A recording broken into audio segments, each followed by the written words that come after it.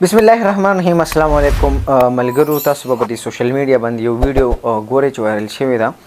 په ملیشیا کې زموږ د بنیر یو ملګری دی، هغه بیا د دې ځایګې نه یو ټرانسجنډر و، بیا یو جنۍ و، هغه هلته تللي وو. د هغه یو وایس چې دی هغه لیک شوی و، په هغې باندې پرون په سوشل میډیا باندې یو روغه ګویمه شوې ده، د هغې ځایګي ته تللي دي.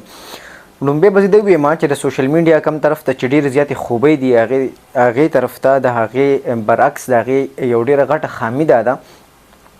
چې موږ پکې یو نیم خبر بالکل اتھنټک نه او بس موږ یو ګورو د خپل ریټینګ لپاره یا د خپل پیج او د چینل چلولو لپاره بس هغه اپلوډ کو او په هغې باندې بیا موږ ته وروستو ډېر زیاتې کانسیکوینسز او ډېر زیات قانوني موږ کو په حوالې سره وګورو، موږ ته بیا ډېر زیاتې مسلې. دغه ملګري یو وایس ریلیز کړی و یا وایرل کړی و،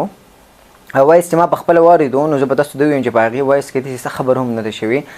کم چې په هغې باندې زموږ غیرت راچوت شي او په موږ پښتو راچوته شي یا زموږ هغه اسلام راچوت شي او موږ وایو چې بس زه یو مجاهد یم یا زه د پښتو مجاهد یم او پښتو چې را بچ کړم. زه به تاسو ته یو دا ووایم چې همیشه چې موږ د خپل ځان د ذاتي ریټینګ دپاره د خپل چینل چلولو دپاره یا د خپل ځان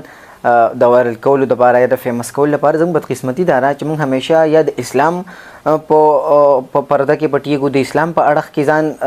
ګورو چې موږ وایرل شو، یا موږ د هغې خپل جرم مدعوه د اسلام کوم جرم چې موږ کړی هغه موږ د اسلام په پرده کې پټ کړو یا د پښتو په پرده کې پټ کړو. نو دا دې ملګري ته صرف زما دا یو ریکویسټ دی یا د ده نه یو د تپوس دی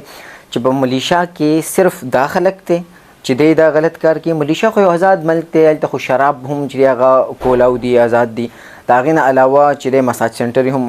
الاو دي. کم سړي چې په ملیشیا کې وخت تېر کړی دی زموږ ډېر جان پهچان والا زموږ فیملی والا یون زما والد صاحب ټول هلته دي. نو د هغې د خولې موږ اورو چې ملیشیا چې بالکل یو آزاد ملک دی، یو لیبرل کنټري ده. نو هلته که یو سړی ځي ځانه هر څه کي، یو سړی پرسنلی یا مطلب موږ خو دا ووایو چې په یو سړي باندې په زور زبردستۍ یو کار کېږي نو هغه بیا ټیک ده. چې یو سړی په خپله خوښه باندې یو کار کړي نو زما په خیال په دې کې څه حرج نشته، یا موږ له په دې باندې څه داسې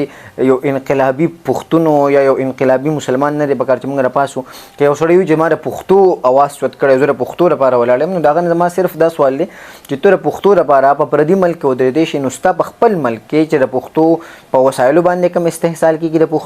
د پښتون عام په روزمره زندګۍ کې استحصال کېږي، په هغې باندې موږ اواز ولې نه چوتو، په هغې باندې موږ خبره ولې نه کوو. د هغې نه علاوه که یو سړی دا خبرې کوي چې ما د پښتو دپاره سټینډ اخیستی، زه د پښتو لپاره ولاړ یم او د پښتو نوم به ګټمه، ځان د پښتو یو ډېر غټ مجاهد ګڼي، نو په اخره کې بیا زموږ د ملګري معافي ولې غوښتلې ده. بیا خو که ته بالکل ته په یو رایټ کاز باندې ولاړې او په یو صحیح خبره باندې ولاړې او د پښتو نوم ګټې او پښتو ګټې، نو ته بیا خو د پښتون خو دا صلاحیت هم دی چې پښتون کله په صحیح خبره ودرېږي نو هغه بیا د چا نه معافي نه غواړي. د هغې نه علاوه یو د پښتنو خو دا صفت هم دی، خاصیت هم دی چې هغه د ځان نه په کمزوري سړي باندې پښتون سړی خو چېرته په ښځه لاس نه چوتي، پښتون سړی چېرته په ښځه پسې خبرې نه کوي، خو د خپل مقابلې د سړي سره مقابله کوي. نو دا یو څو خبرې وي ما غوښتل چې تاسو سره یې شیر کړم. په اخره کې زه ستاسو ټول نه غواړم اجازت. د الله په امان.